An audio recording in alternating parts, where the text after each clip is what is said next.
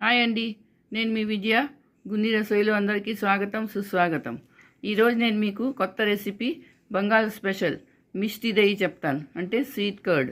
చాలా చాలా బాగుంటుంది. దీనికి ఎక్కువ సామాన్లు కూడా పట్టవండి. చాలా వేగం కూడా అయిపోతుంది. 3 నుంచి 4 గంటలలో తోడుకుంటుంది. ఇది అలాగే తినవచ్చు. రండి, దీన్ని ఎలా చేస్తారో చెప్తాను. రండి, దీనికోసం ఏంటేంటి కావాలో చెప్తాను. ఇది 1 లీటర్ పాలండి. ఫుల్ మిల్క్ పాలు ఇవి. ఇది లీటర్ ఉండాలి. అలాగే ఇది పావు పెరుగు ఉండాలి. ఇది మరీ పుల్లగా ఉండకూడదు, కొంచెం చప్పగా ఉండాలి. తర్వాత 200 గ్రాములు బెల్లం ఉండాలి. కొంచెం గులాబ్ జాలు, అలాగే కొంచెం యాలక్పళ్ళు. ఇవేనండి కావాలి. ఇది ఎలా చేస్తారో రండి చెప్తాను. దీనికోసం స్టవ్ ఆన్ చేసుకున్నాను, గిది పెట్టుకున్నాను.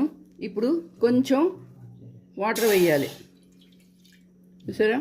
వేసి ఇప్పుడు ఈ బెల్లం ఉంది కదా, ఈ బెల్లం ఇందులో వేసేయాలి. వేసి కరగనీయాలండి. ఈ బెల్లం పాకం అయిందండి. ఇగో ఇలా ఉండాలి. మరీ పాకం తీగ పాకం ముద్ర పాకం అక్కర్లేదు. ఇలా ఉంటే చాలు. ఇది చల్లారి పెట్టుకొని వడపోసుకొని పెట్టుకోవాలి. ఇప్పుడు మళ్ళీ గ్యాస్ ఆన్ చేసుకున్నాను. పెద్ద గిన్నె పెట్టుకున్నాను. అందులో చూడండి 2 లీటర్ పాలు ఇందులో పోసుకోవాలి. మధ్య మధ్య కలుపుతూ ఉండాలండి, పొరలు కట్టకుండాను. లీటర్ పాలకి 1/2 లీటర్ పాలు అయ్యే వరకు ఇది కలపాలి. అంతలాగా ఇది మరిగించాలి. చూడండి, లీటర్ పాలు 3 పొంతులు పాలు అయ్యే వరకు మరగపెట్టాము. మీకు మధ్య మధ్యన కలుపుతూ ఉండాలండి. ఇది మీగడ కట్టకూడదు. మీకు అలా కట్టి ఇప్పుడు నేను ఇది బంద్ చేసి రూమ్ టెంపరేచర్ వచ్చే వరకు ఇది చల్లారి పెట్టాలి. చూసారండి, పాలు చల్లగా అయ్యాయి. ఇందులోని మనం వేలు ముంచితే వేలు సహించినంత వేడి ఉండాలి. అంతే, మరీ చల్లగా అయిపోకూడదు. కొంచెం గోరువెచ్చటి పాలు అవ్వాలి. ఇదిగో ఇప్పుడు ముందు నుంచి బెల్లం పాకం పట్టాం కదా, ఆ పాకం ఇందులో వేయాలి. వేసి దీన్ని కలుపుకోవాలి. కలర్ మారిపోతుంది చూసారా? కొంచెం బ్రౌనిష్ కలర్ వస్తుంది. చాలా చాలా బాగుంటుందండి. ఇది బెంగాల్లో చాలా ఫేమస్. బెంగాల్లో మీరు ఎక్కడికి వెళ్ళినా, కలకత్తా మీరు ఎప్పుడు వెళ్ళినా కూడా మీకు మిష్టి దహి దొరుకుతుంది. ఇప్పుడు చూడండి, పెరుగు ఇలా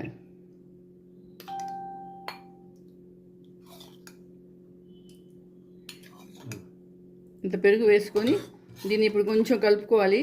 కలుపుకొని ఏం చేయాలంటే కవం తీసుకొని దీన్ని బాగా గిలకొట్టాలి.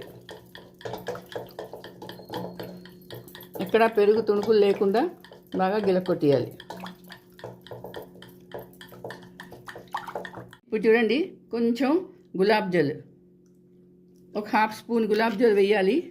అలాగే ఇలైచీ పౌడర్, ఇది కూడా కొంచెం వేయాలి. వేసి దీన్ని బాగా కలపాలండి. కలిపేసి దీన్ని ఇప్పుడు తోడు పెట్టాలి. చూడండి, ఇలాగా నింపాలి.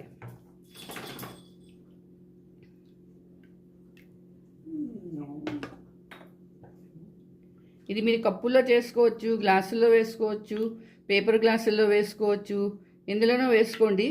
కానీ వేసిన తర్వాత మాత్రం ఇది ఒక్క మాట కూడా కదపకూడదు. ఒక జాగా పెట్టేయాలి. 6 నుంచి 7 గంటల వరకు పెట్టేసారనుకోండి, ఇది రాయిలా తోడుకుంటుంది. ఇదిగో చూడండి, ఇది ఇలా పెట్టుకోవాలి. చూడండి, దీంట్లోని తోడు పెట్టానండి. ఇది చాలా బాగుంది. ఇలాగే పెట్టేయాలి, అస్సలు కదపకూడదు. 6 నుంచి 7 గంటల వరకు తోడు పెడితే మనకి మిష్టి తయారవుతుందండి. ఇలా పెట్టి పక్కన పెట్టేసుకుంటాను.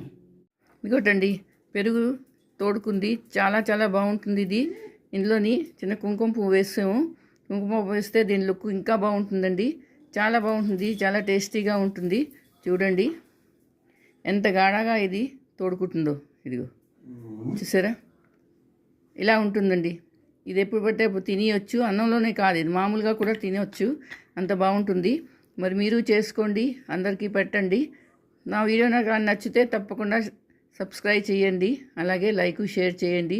కమెంట్ చేసి చెప్పండి ఎలా ఉందో. మళ్ళీ ఇంకో వీడియోతో కలుస్తాను. అంతవరకు సెలవు.